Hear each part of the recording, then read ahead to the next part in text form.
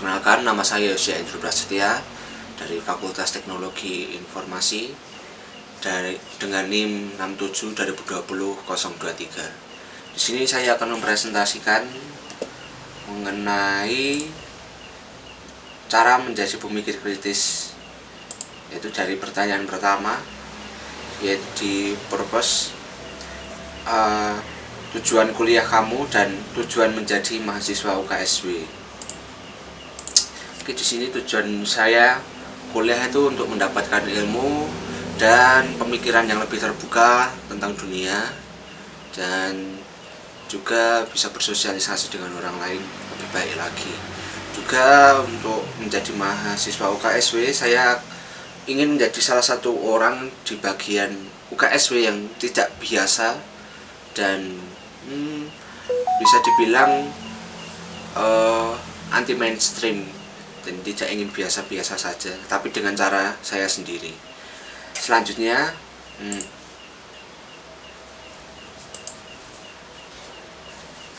question, mengapa kamu ingin kuliah dan apa yang terjadi juga jika kalau saya tidak kuliah.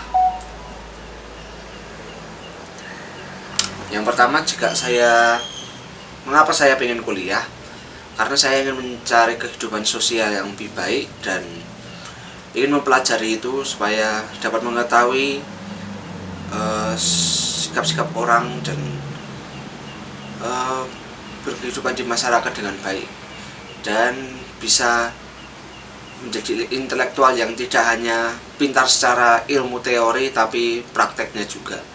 Dan jika saya tidak kuliah, saya akan mencari suatu kursus atau pembelajaran online di internet untuk mengembangkan skill saya yang sudah ada, yang sudah saya kembangkan dari SMA misalnya, yaitu bagian komputer atau fotografi, dan kemudian bekerja agar tidak menjadi pengangguran dan orang-orang yang tidak berguna di masyarakat, seperti itu. Dan apakah sudah terjawab? Ya, belum terjawab karena belum terrealisasi saat ini karena sedang wabah corona. Jadi belum bisa terrealisasi apakah apa yang saya inginkan di kuliah itu sudah terwujud atau belum. Kemudian selanjutnya di bagian konsep, bagaimana menjelaskan idealisme di kuliah itu bagi saya. Yang penting, yang ideal bagi saya, kuliah itu tidak hanya teori tapi juga prakteknya yang diperlukan, karena teori saja tidak bisa membuat seseorang menjadi hebat atau sebagai macamnya, seperti itu. Selanjutnya di bagian informasi, dari mana kamu mendapat informasi kuliah ideal itu, dan berikan gambaran contoh. Contoh saya lihat dari pengalaman orang lain yang dimana saat kuliah mereka pintar secara teori dan bisa berorganisasi macam-macam, tapi secara praktek dan kerja di dunia nyata mereka tidak bisa, dan kebanyakan malah tidak bekerja atau menganggur, hanya pintar teori tapi tidak bisa bekerja.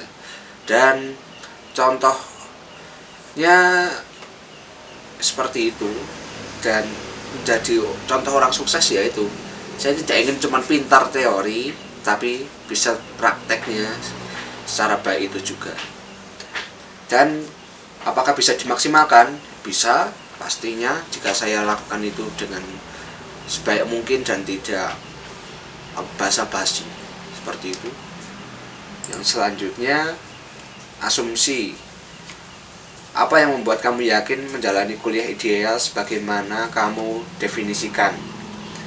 Karena saya mempunyai prinsip, yaitu lakukan hal yang kamu mau dan pikirkan, dan harus terrealisasi sebagaimana itu yang kamu pikirkan itu, dan harus bisa. Kalau tidak bisa, kita cari jalan lain supaya bisa menjadi apa yang kita pikirkan dan terrealisasikan.